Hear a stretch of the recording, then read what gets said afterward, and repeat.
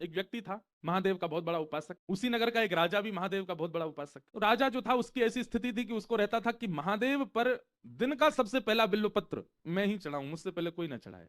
और उसके लिए उसने क्या किया, पूरे नगर से बिल्वपत्र के जितने पौधे वृक्ष आदि थे सबको मिटवा करके एक अपने ही बगीचे में बिल्वपत्रों का बगीचा प्रकट कर दिया। क्यों, मुझसे पहले कोई और बिल्वपत्र कहीं से तोड़ के जा ही नहीं पाएगा। मनमुखी राजा अपने आप बिल्वपत्र लेता और सबसे पहले जाता, उसके अलावा कोई जा ही नहीं सकता, क्योंकि पूरे नगर में बिल्वपत्र है ही नहीं। एक और भक्त महादेव का, उसने कहा ये तो हिंसा है। क्यों, दबाव हिंसा है। कल रात भर मेरे मन में यही चलता रहा।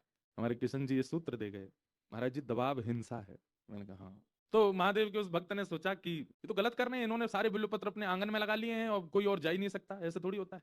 तो उसने शिव महिम्न स्तोत्र का पाठ करके इतना पाठ किया, इतना पाठ किया, और महादेव से उसने कहा कि हे नाथ, मुझे अदृश्य होने की शक्ति प्रदान करो। और महिम्न स्तोत्र के पाठ से उसको ये प्राप्त हो गया, अदृश्य होने लगा। अब आप प्राप्त करोगे तो मिस्टर इंडिया नहीं बन पाओगे।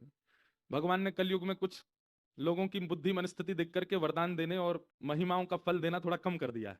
तो शिव महिम्न स्तोत्र का पाठ करके उस महादेव के उपासक ने अदृश्य होने की विद्या सीख ली। अब वो क्या करता, रूप धारण करके सैनिकों के सामने चलता फिरता जाता और राजा के बगीचे से जाकर के एक एक बिल्व पत्र उखाड़ने लगता। सैनिक जैसी तलवार लेके उसके पीछे भागते और जैसे ही मारने के लिए जाते सो अदृश्य हो जाता और सारे बिल्व पत्र तोड़ करके राजा से पहले महादेव पर अर्पित कर देता। उसका रोज का ये नियम बन गया। अब राजा इतना क्रोध में भर गया, बोले कि ये मेरे से पहले आता, मेरे आंगन के बिल्व पत्र ले जाकर के और महादेव पर चढ़ा देता है। तब उसने जाकर के, राजा ने जाकर के अपने गुरु को ये बात बताई। बोले कि मुझे बताइए मैं कैसे उसको रोकूं, कैसे उसको पकड़ूं, उसकी ये विद्या मेरे लिए घातक बन रही है, वो पकड़ में ही नहीं आता, तलवार का प्रहार होने से पहले अदृश्य हो जाता है।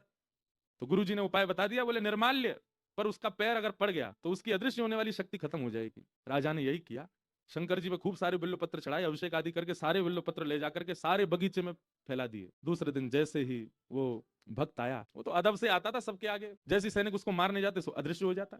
जैसे ही उसने प्रवेश किया, प्रवेश करते ही निर्माल्य पर पैर रख दिया। उसको नहीं पता है कि उसके अदृश्य होने की शक्ति जा चुकी है।